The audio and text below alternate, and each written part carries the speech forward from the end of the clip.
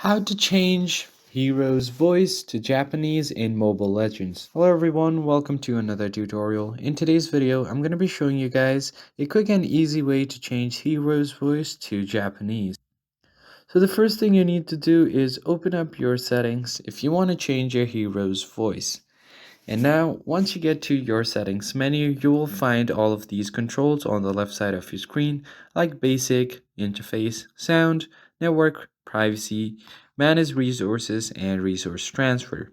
So head over to sound, and once you get here and tap on default, it will change your sound settings to default settings. Now go ahead and tap on language, and it's by default English. Now just tap on it. And this is the text language, so you just want to head over to voice. And if you're looking for Japanese, it's this one right here. Go ahead and download this pack. Now, it won't affect your in-game text or anything. It will just change the hero's voice to Japanese. So that's how you easily set hero's voice to Japanese in Mobile Legends. I hope you found it helpful. I'll see you guys on the next one.